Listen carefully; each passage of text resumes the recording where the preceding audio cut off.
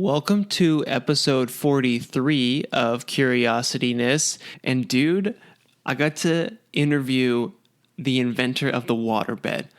Charles Hall was awesome to talk to. He created a whole industry. He created the entire waterbed industry, and it was really cool and awesome to talk to him. So I think you're really going to like this episode. We talk about how it all started, him in college and this kind of being his project and thesis and everything like that, which led to his first product, the pleasure. Here, one sec. What's it called again? The pleasure pit, which is pretty sweet. And then, just how that led into his company, led into like a bunch of knockoffs and patent infringement stuff and eventual demise of his company, but the rise of the waterbed industry. It's such a cool, crazy story. You're definitely going to like this. And then we also get into, he's coming back with a new company. His new waterbed is called Afloat, and it's got a bunch of new technology and features that he has wanted to implement. So it's pretty cool. We talk about that. And just as a heads up, I'm not sponsored by him or anything like that. I just really appreciate what he's done and love his story. So it was really fun to have him on. And I'm glad that Charlie made the time to get on. So that's about it. Without further ado, here is Charlie Hall, the inventor of the waterbed. Hello, Charlie Hall. Welcome to the show. Super excited to have you on. Hi, Travis. Good to see you or talk to you. Yeah. Talk to you, yeah. Right. Yeah, no, it's crazy. You're the guy. You're the inventor of the waterbed. Right. Yeah. Hard to believe it's been 50 years since the introduction of that, and it's coming around again. So it's kind of exciting to see the new version I came up with about 2 years ago in testing, and kind of revisit the original product and update a lot of things. Yeah, it is very cool. It's awesome, exciting. I have a lot of questions. I'm very, very excited to talk to you. Yeah. But yeah, let's just get into it. I just want to start with how this all started. So this started at San Francisco State, right? You were just kind of experimenting with furniture and stuff like that? Yes. I was in the industrial design department, product design, and actually started out, I had 5 majors before I got into that program, and I had my BA was in history, and then I went in to an exhibit one day, and it was full of industrial design projects from students there, and I said, this is what I really like and what I've done since I was a kid. So I went back to go on a prerequisites and joined that program for getting my master's. Oh, okay. Perfect. And then what were the first kind of prototypes and things you were experimenting with? Well, it started as an exercise in analyzing furniture. And if you're into furniture and contemporary furniture, every designer out there had kind of like the signature chair. If you were a Mies van der Rohe, you would probably say, oh, that would be the Barcelona chair that showed at the World's Fair. And actually that chair is a fabulous looking piece that still looks contemporary today. And I have a couple. That's sort of a part of my own collection of furniture that I thought was kind of timeless. And none of these furniture pieces, though, really analyzed. They were styling efforts. They didn't analyze human comfort, and they didn't really address what made you comfortable or uncomfortable on a piece of furniture. Some of them were very sculptural, didn't make any sense as far as the way you sat or the pressure points. So I took a different approach and tried to create the most comfortable chair and let the shape of it kind of be secondary. So the first chair what I did was actually this kind of a big open shell with a bladder full of viscous goo in the center of it. Uh-huh. It was cooking starch, the kind of stuff you'd mix in with a cherry pie to give it a thickness. And okay. So this big blob I made up in my kitchen, and I tried it out. It was actually insidiously comfortable, and it would kind of slowly swallow you, and you'd sink down deeper and deeper, and it became really hard to get out of as you got swallowed up by it. Right.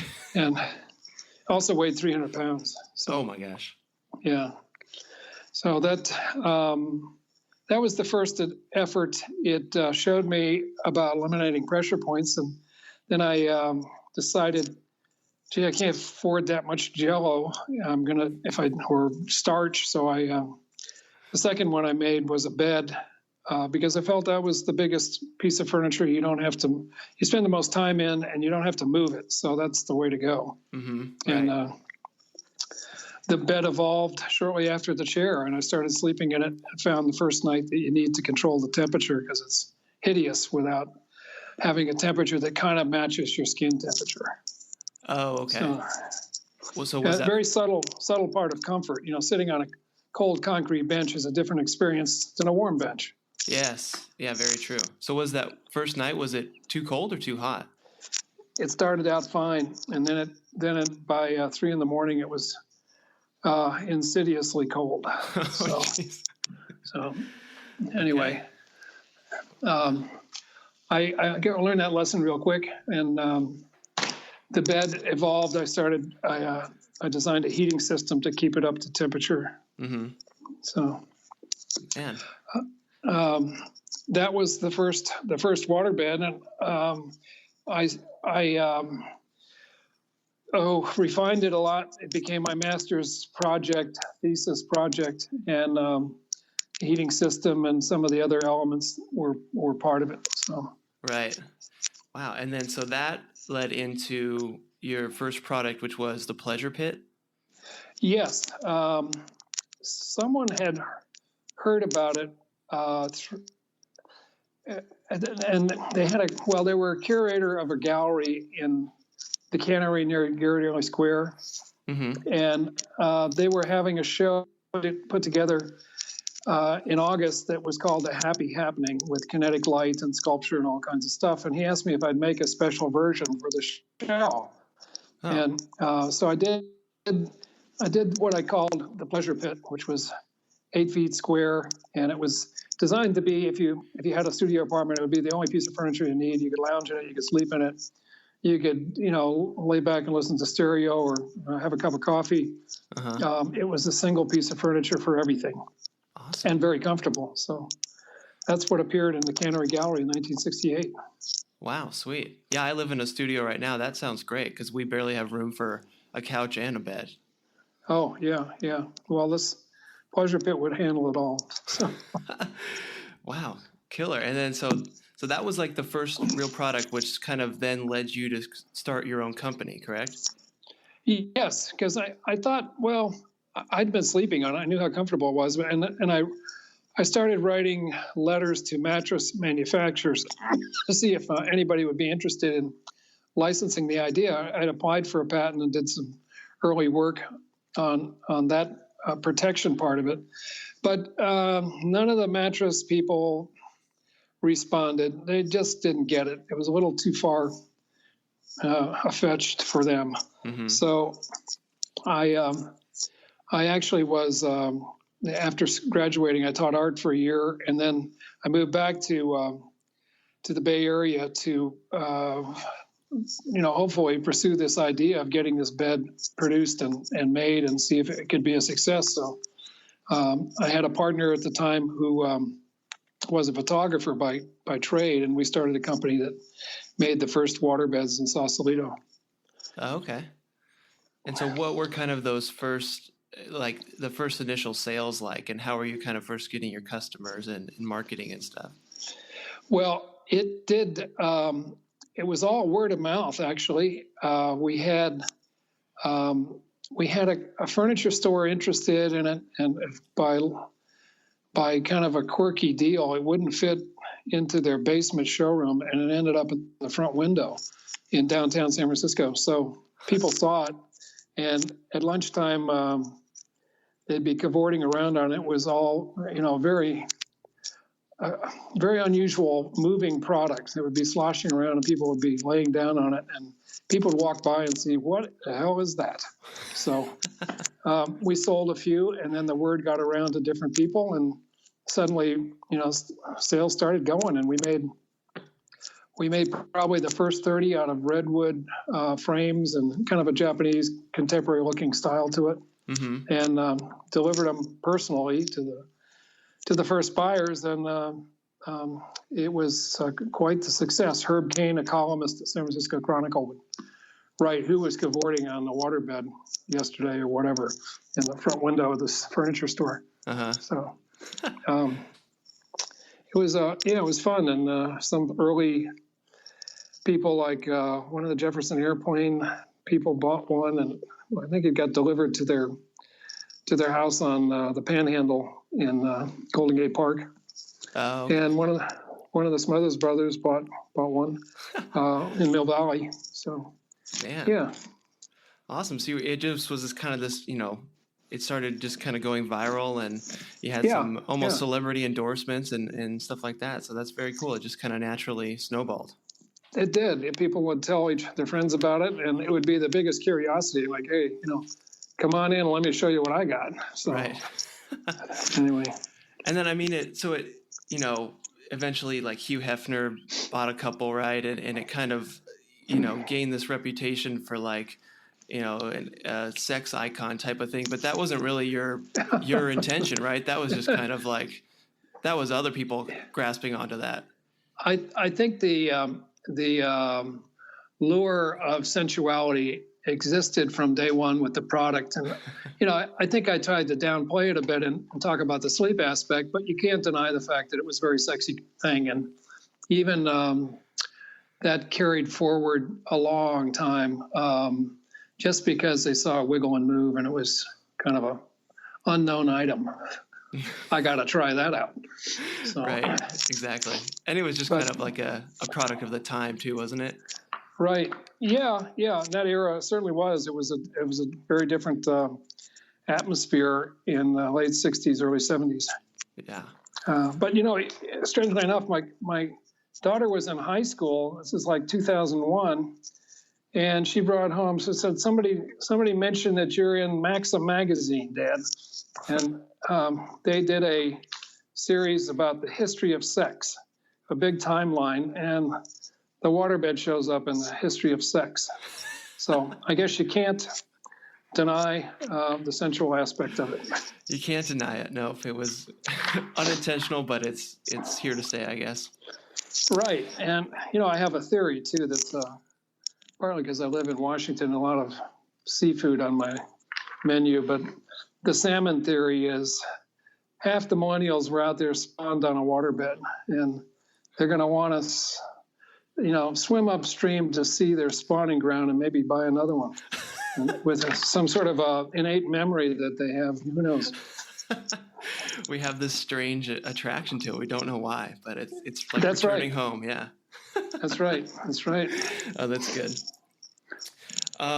So what are some of the benefits of the sleeping on a waterbed that you were touting? Oh, sleep is a really interesting phenomena, why people sleep better or worse. And there's some very key points. First of all, waterbeds changed everything. As I found out, some mattress guy from one of the big S's, Sealy Simmons Serta, I was at a trade show, and he said, Charlie, waterbeds changed the bedding industry. And it's like, well, I hadn't really quite realized what he was getting to, except he said, it used to be coil springs, firmer is better, all that stuff. And suddenly waterbeds show up in a showroom, and they were conspicuously more comfortable than all the beds out there, not only being unusual, but they were just felt better. And the temperature aspect was an important thing. People lie down on a bed that was warm rather than cold, especially if you're in a cold climate or a cold room. Yeah. And find that you instantly relax and your muscles expanded, and you really can't fall asleep in a cold bed until you warm up your little spot.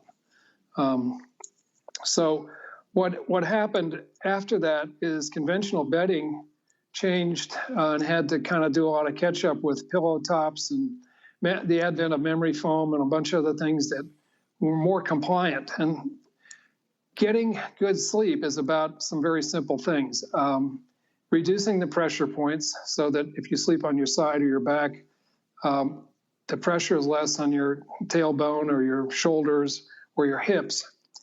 Because if the pressure is high there, the capillaries inside close, the blood circulation slows down there, and your nervous system says, I got to roll over and refresh this part of my body. So okay.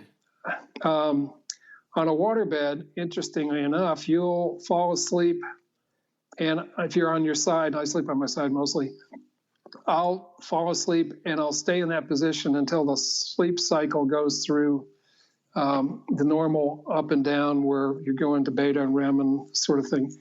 And you wake up and you're in the same position, then roll over and the sleep cycle starts again. But there's very little tossing and turning with a waterbed. People find it much more comfortable, and you fall asleep faster because the temperature is right and your muscles relax when you get in it. Oh, wow. Man, honestly, I don't think I've ever even sat on a waterbed. So that's extremely intriguing. Okay. I really want to try one because I was born in '93, so I kind of missed the hump of it, I think. So I've never gotten a chance, but talking to you and reading about this stuff, it's super interesting. I definitely want to give it a try. Yeah, and I think also waterbeds had a peak maybe in the mid '80s, and then they kind of tapered off. But they were doing $2 billion a year in retail sales, waterbeds and waterbed furniture, and represented 20% of the bedding business. But yes. Some of the decline of waterbeds was associated with, some bad products got introduced where they really didn't function like a waterbed should. Some of the tube beds or other goofy things that came that were not really good. They weren't good conventional beds. They were kind of hybrids in a way, and they weren't good waterbeds either. So when I kind of revisited the project, I said, I want to make everything that was great about a waterbed even better and eliminate any of the negatives. So that's what the new one's all about, called Afloat is actually the name of that new product. It's just now introducing in South Florida, and we'll probably go national in the next couple 3 months. Sweet. Yeah, I'm excited. That it looks pretty sweet. I really want to talk about that. But real quick, I want to just hop back to like the so it's kind of like the 60s and early 70s, and waterbeds are gaining popularity and stuff. And you have your company, but there's also this kind of spawn of other companies that are making waterbeds too, correct? Yes, it became a giant industry, and even though I had a patent, everybody in the world was trying to knock off the idea, and there was very little discrimination about good and bad. If it had water in it, it was called a waterbed, even if it really wasn't what I originally designed or intended. And the original waterbed, it required a containing frame, a means for heating it, and a safety liner, so if there was ever an incident with it, it wouldn't, wet your floor. These things were part of the elements in my patent originally, and a lot of the copies didn't really have all that stuff, like a bag of water on the floor that some guy bought on a college campus for $30 would be called a waterbed, and it was, basically a disaster waiting to happen. Yeah, so, man, that must have just been incredibly frustrating for you to see that. And, you kind of spawned this whole industry and started it, but then to see all these kind of cheap knockoffs only kind of giving your product a bad reputation. They did. Yeah, that was a big part of it, is waterbeds got a bad reputation from some lousy products out there. But, people didn't know the difference on good and bad waterbeds, basically, early on. They didn't know what to look for. Yeah, man, crazy. And then, 1 out of 5 mattresses that were sold was a waterbed in the early 90s. That's just incredible.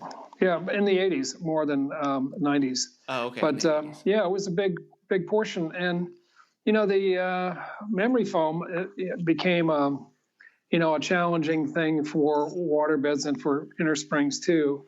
Memory foam was, provided some of the benefits of a waterbed, but not all of them. And it was certainly a leap above the old firmer is better coil springs. I see. So eventually your original company did eventually go bankrupt, correct? Right. We were selling a very upscale product in a market that wasn't ready for it in very expensive locations, like major shopping centers had. We had stores throughout California. I think it was 32 stores at the peak from San Diego to Sacramento. But, at that era, people were selling the bag of water in a head shop somewhere for, half, or no, not even, just, $50, $30. So man. hard to, differentiate. You want a real waterbed or you want a kind of a joke. Yeah. So that was part of the problem. And we spent a lot of money on advertising, lifting the whole industry, but that didn't come back necessarily to us. So Right. difficult time. Oh man, yeah, I can't imagine. Just the word that I just feel so frustrated just hearing this story. It's rough. But I mean, you did, after that, waterbeds kept going on and stuff, and you had your patent, and I think you had some kind of infringement lawsuits and stuff you were dealing with. But you also did some other stuff too in that time, right? Oh yeah, quite a lot. To just to touch on the patent aspect, it took a long time to bring it to finally to trial to test the patent. And they're the largest importer of waterbeds from Asia. Was actually, they sued me for declaratory relief, which was an action that said, show us your patent's valid. And it went to Ninth District Court in San Francisco. I won, and they got a judgment against them for $4 million plus interest and other things that came to about $6 million. Oh, nice. If you want to spend 15, 20 years dealing with it and $2 million in legal costs, that's what sometimes it takes to do it. Man, yeah, that is so rough. Yeah. But yeah, you had, what were some, because you have like 40 patents now too, right? Yes. Patents.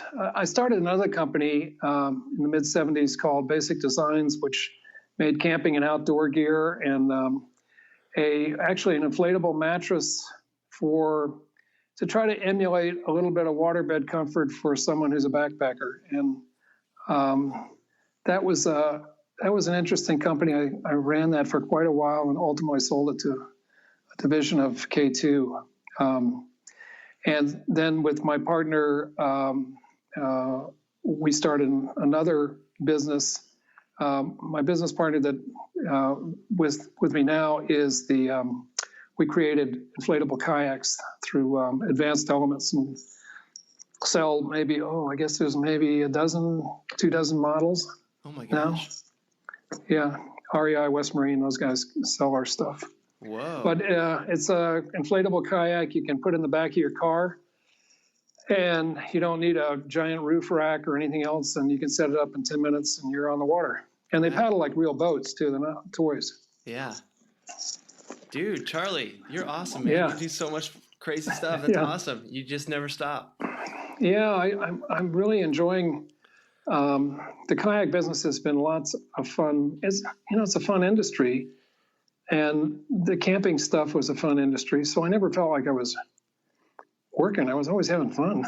Yeah, so it sounds great. And then were you involved with the solar shower too?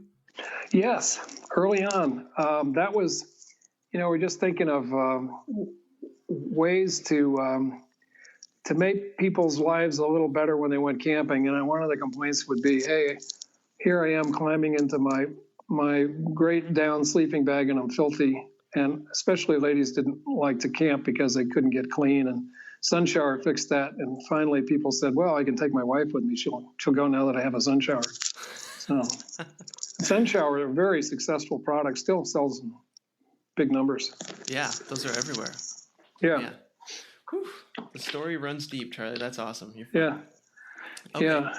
Cool. Well, let's talk about Afloat now. Like what is this new waterbed? What are the new features and everything like that?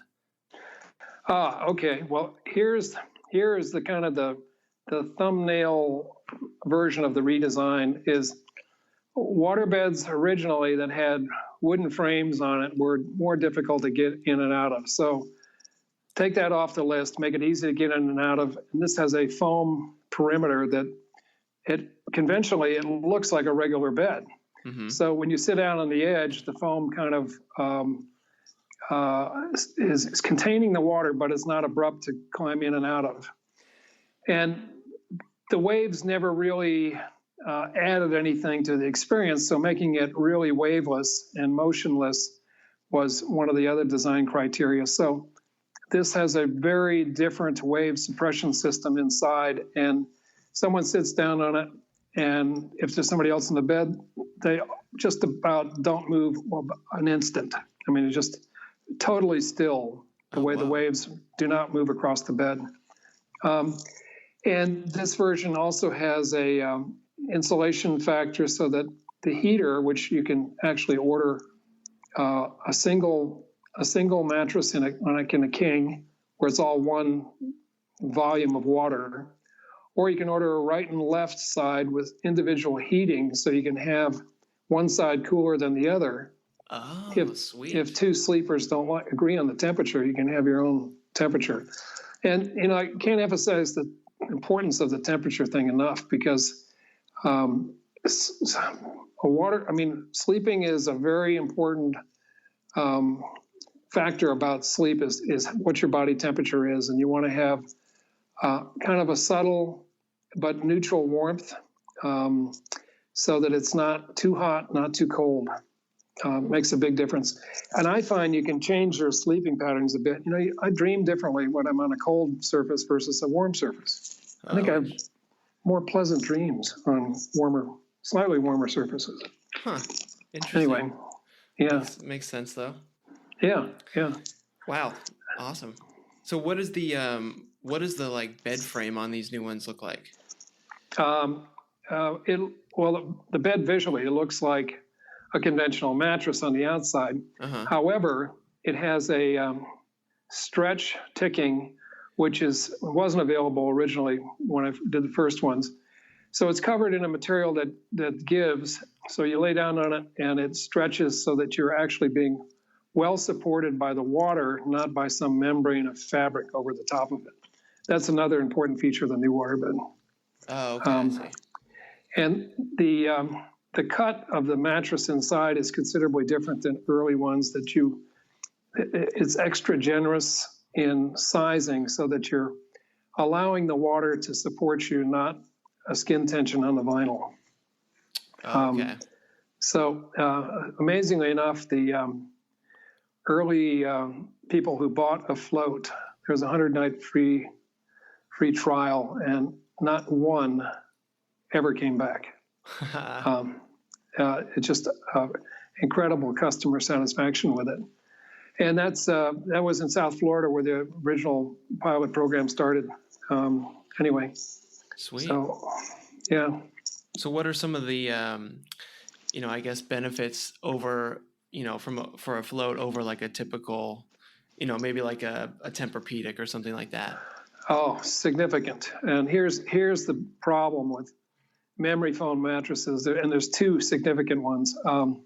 Memory foam mattresses have a reputation of having a heat bounce back, like feeling really hot after you're in them half the night. They get hot because it's very dense material and it's very huge insulator. Mm-hmm. So a lot of these companies that are making a memory foam will go through this whole big story about how they tell you that we fixed the problem with, and I think the wildest one was the ground industrial diamonds in somebody's mattress called Black. And that this is supposed to pull the body heat away from you. Well, I don't think so. Right. It's a great story, but it doesn't quite work that way. And the other ones have air channels and all kinds of ways that you're supposed to be cooled by it because the memory foam is hot. The other thing, even if you listen to, there's a podcast that was about disruptors, and the guy who came up with memory foam for NASA said, "Yeah, problem is you need a new one every 5 years. They get a swale or a dent in them, and they don't come back, and they do compress and they don't age really well." Mm-hmm. Waterbeds will be the same support now as it is in 20 years from now, and I've got 20-year-old mattresses in my other place in California, and they feel the same. Water doesn't change; it's always water. Yeah. doesn't compact. So Sweet. And then I saw something about, kind of like just the accumulation of like sweat and skin and dust and all this stuff that traditional mattresses have too, right? yeah, I'm glad you brought that one up because that's significant. What conventional mattresses, the dirty little secret is your body loses dead skin, and they call it, the polite word is body ash or whatever. But basically, this is a buffet for dust mites and bed bugs and everything else feed on this. And this filters into a mattress, into the pores of a mattress. And often mattresses that are 10 years old, they weigh a whole lot more than they did when they were new because all this stuff that's sifted down into the center of it. Well, Waterbed, a new afloat mattress, you can unzip the ticking, throw it in the washing machine, and it's good as new and totally clean. And you just wipe off the vinyl, and there's no place for dust mites to hide, and there's no feeding factory in there of all the little bits and pieces of skin. You just, if you're sensitive to allergies and other stuff, you throw the top in the washing machine, and you give the mattress a quick wipe with a damp towel, and you're done. You got a new bed. Sweet. Without the allergy problems and the dust issues and stuff like that. Yeah, that's awesome. We've had a bad experience with bed bugs, so that's like kind of always a fear of ours. So that's awesome to hear that this, you can kind of manage it with this. No place to hide for bed bugs. That's awesome. Man, okay, so where's the progress now? Like when can we get one? Can we try one out? How's it going? Well, what's under development right now is a more compact shippable version that will have kind of a space saver frame that allows it to ship without a box springs. And this is a steel frame that raises the bed to conventional height of about 24 inches. Mm-hmm. And it will ship in a smaller box. It does not, it requires some setup on it, but not a big deal at all. And so it's going to be, I don't know if it's quite UPSable, but it'll be very easy freight on it. Okay. You don't want to ship box springs all over the country. They're too bulky. Mm-hmm. Totally. So this is kind of an update on the support part of it. And that makes it more of a online product. Nice. Perfect. Yeah. Cause that's the big thing is like online mattress shipping and everything right now, huh? Right. And there's a lot of little subtle improvements that, like the Waterbed, the afloat Waterbed has a complete care kit. Everything that you, used to buy in bits and pieces and you never quite remembered to get is all included in one box that's attached underneath the bed in a permanent location. And it's got the fill and drain accessories. It's got the chemicals you add in it to prevent any bacterial growth in the water. When you do that maybe once a year, you'll add biocide in it. And it's got all the stuff you need to set up the bed and to drain the bed if you want to move it, including a carry sling for the mattress if you drain the mattress and want to move to a new place.